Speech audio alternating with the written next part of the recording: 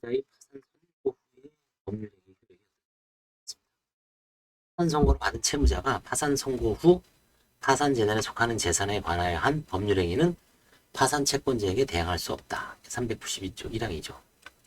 즉 파산 재단에 속하는 재산은 파산 채권자의 공동의 만족에 제공되어야 할 재산이므로 파산 선고 후 채무자의 법률행위에 의하여 이와 같은 목적이 방해받지 않도록 하고자 한 것입니다. 따라서 자유재산에 대한 채무자의 처분, 채무자 및 채무자의 자유재산에 대하여만 관련 있는 의무부담 행위는 유효합니다.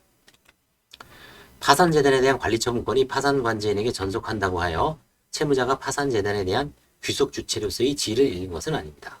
파산채권자에게 대항할 수 없다는 것은 법률행위 상대방이 파산관제인에게 그 법률행위 효력을 주장할 수 없다는 의미죠. 상대적 무효입니다. 반대로 파산관제인이 그 법률행위 효력을 주장하는 것은 무방합니다. 329조 제1항의 취지는 파산재단이 감소를 방지하는 데 있기 때문입니다. 상대방은 파산 선고의 사실에 대하여 선의 악의를 불문하고 파산관제인에게 대항할 수 없습니다.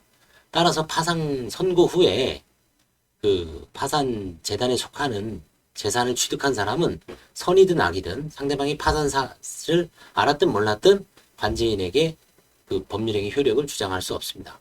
대표적인 게 파산 선고 후에 채무자가 관제인 모르게 자동차를 팔아먹은 경우가 있습니다.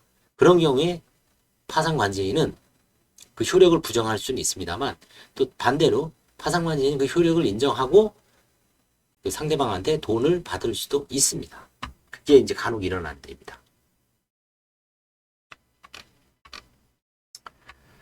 그럼 여기서 말하는 법률행위는 즉 계약 및 상계나 면제 등의 단독행위만이 아니라 물건의 인도, 등기, 등록, 채권 양도의 통지 또는 승낙, 채무의 승인, 변제의 수령 등 권리임의 발생의 이전 소멸에 관한 일체의 행위를 말합니다.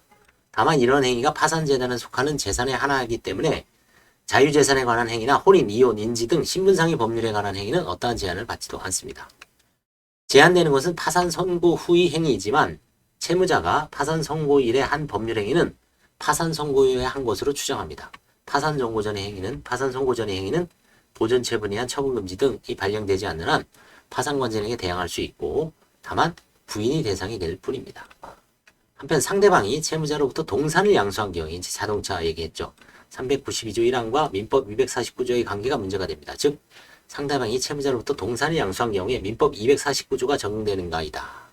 채무자가 권리 귀속 주체이긴 하지만 목적물이 처분권을 상실하였고 상대방이 이 점에 관하여 선의였다면 선의 취득의 성립 가능성은 있습니다. 그러나 399조 1항이 상대방이 선의 악의를 묻지 않고 권리 취득을 대항할 수 없도록 한 취지는 거래 안전보다 파산재단을 충실히 하기 위하여 선의 취득을 배제하는 특별부증이 되기 위한 것으로 볼 수 있습니다. 따라서 선의 취득의 요건이 충족되어도 파산 선고 후 채무자의 행위에 의해 상대방은 파산재단에 속한 재산에 대하여 권리를 취득할 수가 없습니다. 물론 상대방이 그 동산을 다시 전득자에게 양도한 경우에는 민법의 일반 원칙에 따라 선의취득이 성립할 수 있습니다.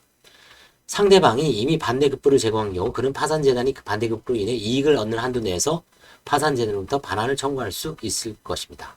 부당이득 반환 청구는 재단 채권이 됩니다. 그래서 이런 그 가장 이해하기 쉬운 게 파산 선고에 채무자로부터 자동차 같은 거를 양도받은 경우입니다. 그럴 때 결국 그 선의 취득을 주장할 수 없고요. 그 권리를 상실할 수밖에 없습니다. 자동차를 인도받고 이제 돈을 지급한 경우에 그렇죠? 그런 경우가 가장 문제가 되는 경우가 많습니다. 감사합니다.